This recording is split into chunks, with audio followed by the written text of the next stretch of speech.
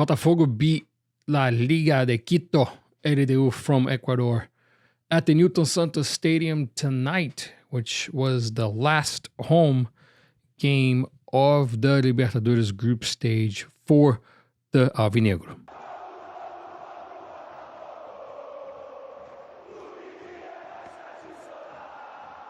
Welcome to Glorious Botafogo, your number one source of Botafogo news in English. If you haven't done so, please like and please subscribe to the channel, especially if you're overseas and especially if your main language is English, because here I do all the work and I take the time to bring you Botafogo news in English, and all I'm asking you in return is the like button and the subscribe if you haven't. And while I'm here, if you have Twitter/X, go find me over there. There's 5,000 followers on Twitter. And if you're on Instagram, also find me on Instagram, because I'm also there.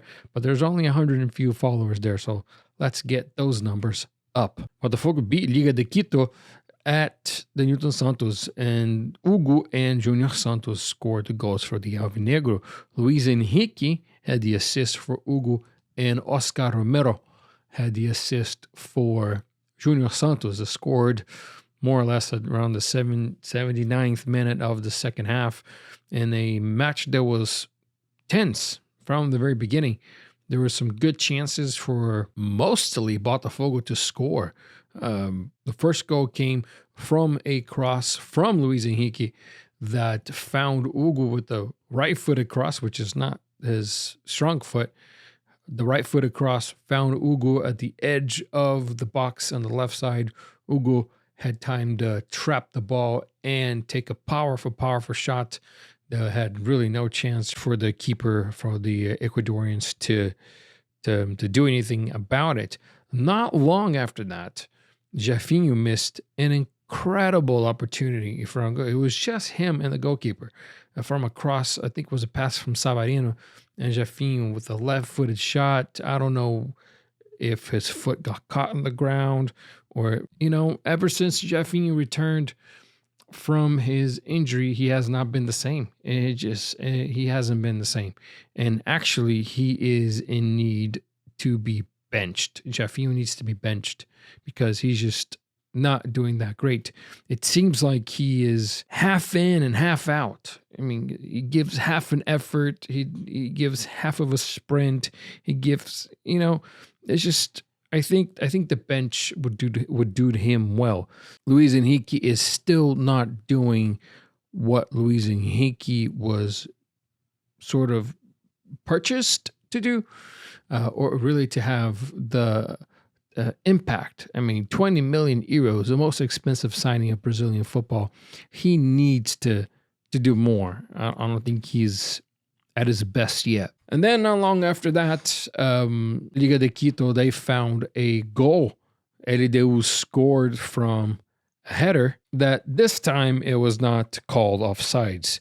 They actually scored first, but the ref caught an offsides, which was also could have been a foul on Luis Henrique, a debatable foul. I thought it was a foul, but the ref and the VAR didn't think so. And then they scored, but that was offsides, and then Botafogo scored. Then, towards the end of the second half, the LDU scored with a header, and really it was a foul at the edge of the box by Lucas Alter. Damian Suarez lost the ball. Lucas Alter got upset that the ref didn't call a foul on Damian Suarez, and he just blatantly tackled the guy right in front of the ref. It was like a scissor tackle. It was obviously a foul, and that resulted in the goal that the Ecuadorians got there and made the match level. The second half, Botafogo continued the pressure, continued to have the offensive initiatives, and then Oscar Romero found a great pass to Junior Santos and got the goal.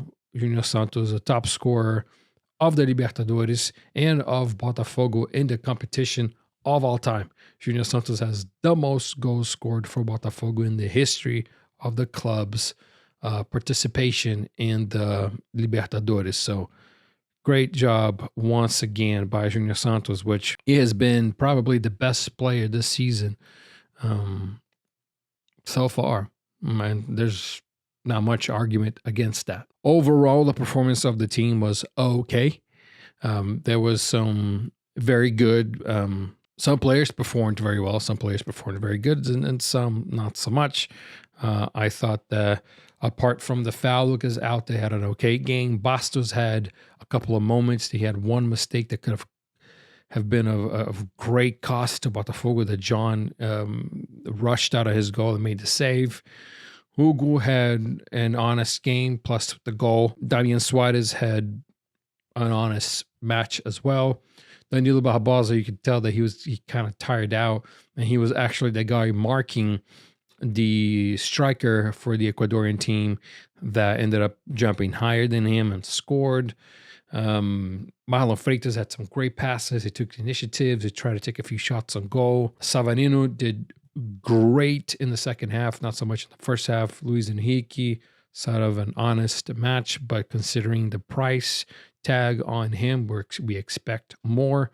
Junior Santos was the best man on the pitch today, and Oscar Romero did good. Jefinho, to me, was the worst player on the pitch today, so much so that he left at the second half. Oscar Romero, great with the assist. Diego Hernandez, we need to talk about him. I think Diego Hernandez is starting to show his skill set and show why Botafogo purchased him, because he's right there along with some of the other players. As far as transfers fee, he is up there. So glad to see Hernandez do well. And the rest of the team, well, the players that came in, Gregory came in kind of at the end, Cheche came in at the end and sort of maintained so fresh legs in the middle of the pitch. So good on Botafogo for winning this. It puts the club back. That keeps the dream alive of the Libertadores. We started this round in last place, in the fourth place, right? Because it's a group of four. So we started in fourth, and we are now tied for first. In second place due to goal differential, but tied for first in points.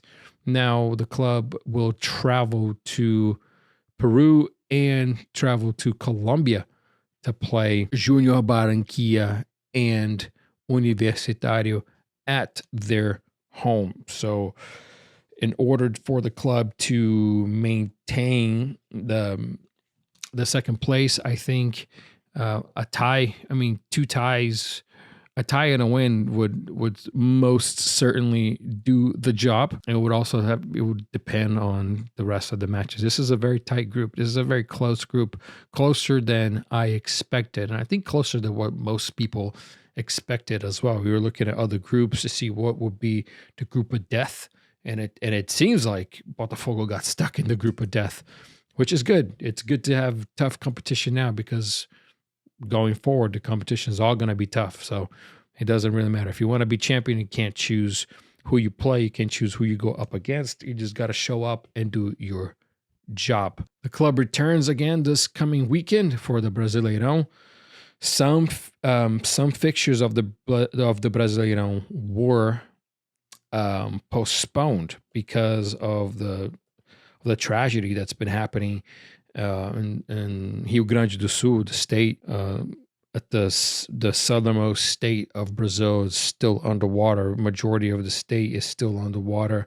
So the matches for Internacional, Grêmio, and Juventude are all postponed until the end of this month. Botafogo will travel to Fortaleza to play Fortaleza this coming Sunday at 2 p.m. U.S. Central Time. And then next Thursday at 5 p.m., Botafogo will play Universitario. And then Tuesday, May 21st, it will be the second leg of the Copa do Brasil, which Botafogo beat Vitória da Bahia 1-0. And then there's a few more matches coming. There's a couple of matches for the Brasileirão postponed in between that. And the Brazilian calendar just proves once again to be scrambled and jumbled up, and it's going to be a nightmare for not only Botafogo, but for the rest of the teams in Brazil, especially now that those teams from Rio Grande do Sul are going to have a really hard time making up the matches that they missed. That is all for today. Don't forget to leave a like. Don't forget to subscribe. And I'll be back. And I will be back Sunday at the end of after the match, after the Fortaleza match, to talk about that one. See you then.